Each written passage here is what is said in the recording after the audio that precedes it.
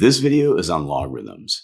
After a classroom lecture on logarithms, you may find yourself overwhelmed and still not understand logarithms. Complicated explanations you find online are not what you need. I'm going to give you an easy to understand 5-word definition of a logarithm. After that, I'm going to work through plenty of examples that are easy to follow. Hi, I'm Raymond Hunter, and over the last 35 years, I have helped thousands of students dramatically improve their math grades.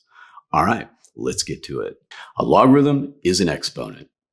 5 words. A logarithm is an exponent. Don't make it any harder than that. It's very, very simple. Let's look at this first problem. Log base 10 of 10 squared. What's the exponent? It's 2. Next one down. Log base 2 of 2 cubed. What's the exponent? It's 3. Next one down. Log base 3 of 3 to the 4th. What's the exponent?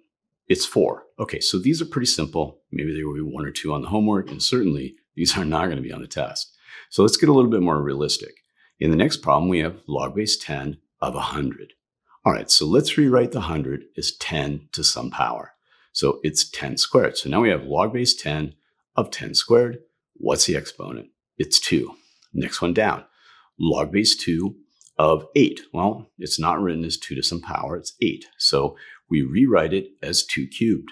So we have log base 2 of 2 cubed. What's the exponent?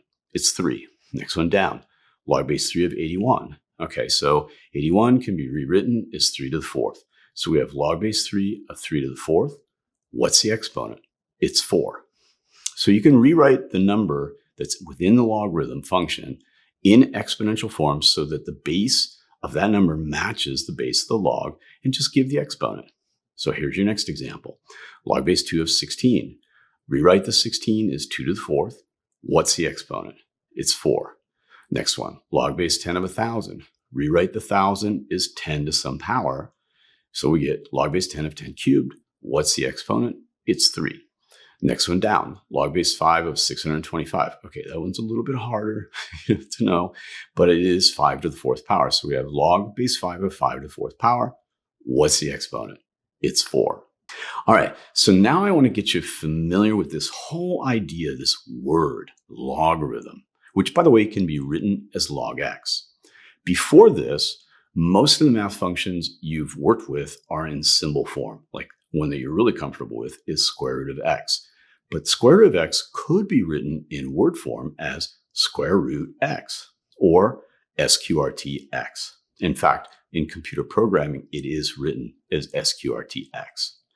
Okay, so what I want to show you now is a function that you might feel a little uncomfortable with is actually just as easy to work with is one that you're completely comfortable with. So log x, or log base 2 of x, that you're not comfortable with is just as easy as working with root x that you're totally comfortable with. So root 4, if you want that, you rewrite 4 as 2 squared, the answer is 2. Root 9, rewrite the 9 as 3 squared, the answer is 3. Root 16, rewrite that as 4 squared, the answer is 4. Now let's hop over to the log side. Log base 2 of 4, well, the 4 can be rewritten as 2 squared, so log base 2 of 2 squared is 2. Log base 2 of 8, well, 8 can be rewritten as 2 cubed, so log base 2 of 2 cubed, it's 3. Log base 2 of 16, 16 can be rewritten as 2 to the 4th, so log base 2 of 2 to the 4th is 4.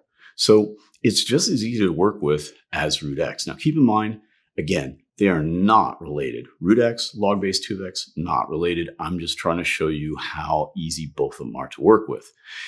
But as familiar and comfortable as you are with root x, do you really know everything about it? So if I ask you to give me root 5, what do? You go to the calculator? Of course. Okay, but what if you couldn't use a calculator? All right, so what we do know about 5 is it's bigger than 4. We know root 4 is 2, okay? We know 9 is larger than 5, and we know root 9 is 3. So all we know without a calculator is that root 5 is between 2 and 3. Now let's hop over to the logarithm. Log base 2 of 5. How do you do that one? How can you rewrite 5 as 2 to some power? Well, what we know about the 5 is it's bigger than 4. And we know log base 2 of 4 is 2. We know that 5 is smaller than 8, and we know log base 2 of 8 is 3. So all we know without a calculator is that log base 2 of 5 is between 2 and 3. All right, now that you have a basic understanding of what a logarithm is, and we've worked through some really basic examples, I'm going to blast through some harder problems because, well, after all, that's what's going to be on your test, right?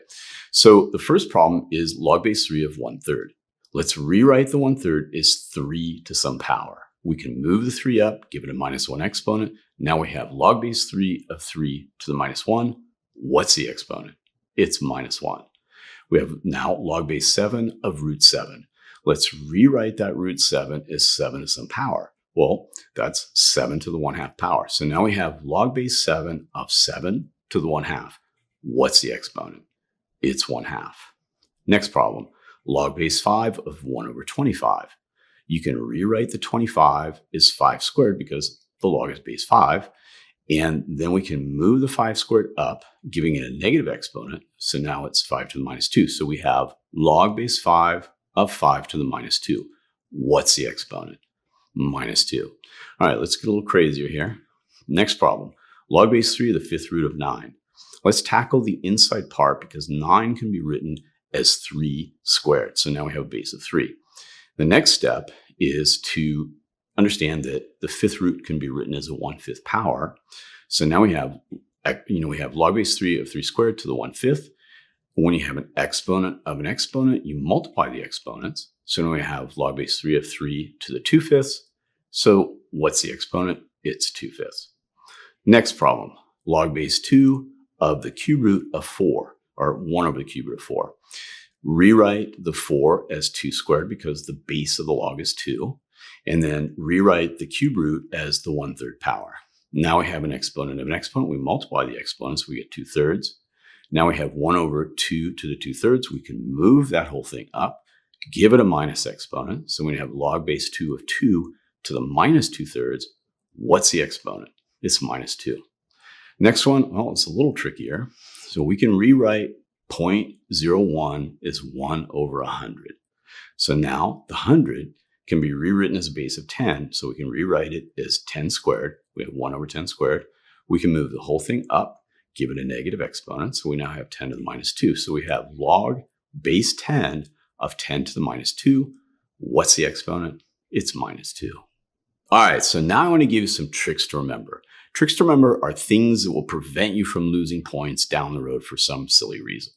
In this first example, we have log base 5 of 5. And I said a logarithm is an exponent. Well, there's no exponent there.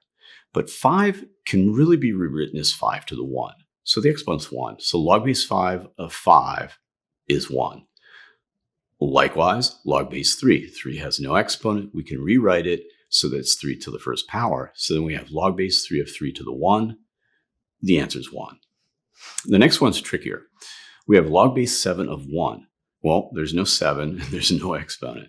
The key here is you can rewrite 1 as any base you want as long as you give it an exponent of 0. So for example, 7 to the 0th power is equal to 1. So in this case, I want to rewrite that 1 so that it has a base of 7. So I'm going to rewrite it as 7 to the 0th power. So now I have log base 7 of 7 to the 0th power. What's the exponent? It's 0. Next one down, log base 11 of 1. I want to rewrite that as a base of 11. The 1 is a base of 11. So what do? I rewrite it as 11 to the power of 0. So now I have log base 11 of 11 to the 0th power. The answer is 0. Next example, log base 2 of 1. I'm going to rewrite the 1 as 2 to the 0th power. So if log base 2 of 2 to the 0, what's the exponent? It's 0. So again, 1 can be written as any number you need for the base as long as you give it an exponent of 0. All right, so you may have noticed that knowing your numbers does make things a lot easier. So for example, 2 cubed is 8, 3 cubed, 27, 4 cubed, 64, 5 cubed, 125.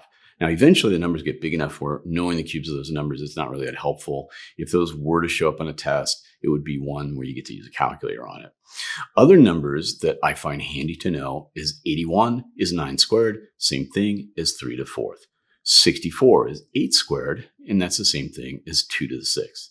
64 is also 4 cubed, same thing as 2 to the 6th. Another one that I find really handy is 625 is 25 squared, or 5 to the fourth. And another one that I find really handy is 13 squared is 169. Now, if you think about it, who cut the multiplication tables off at 12? I mean, think about it. Do you think that maybe it could be handy to know some numbers that are beyond the multiplication tables? If you start looking at your math, just notice how many times does 13 squared show up? It's quite a bit. So the idea here isn't that I'm not telling you got to memorize these numbers. I'm just saying notice. You've been doing math for a long time, and it's the same numbers showing up each time. So if you just happen to notice that 25 squared is 625, and you can remember it easily, then why not? It just makes everything easier down the road. I've actually had some students, maybe they're in Honors Algebra 2, and their Algebra 2 teacher gives them this quiz, and all they got to know is the cubes of the numbers from 1 to 10. And I'm thinking, that's genius, because that Algebra 2 teacher understands that sometimes you got to go backwards, and just knowing that, 125 is 5 cubed can be super helpful in coming up with answers.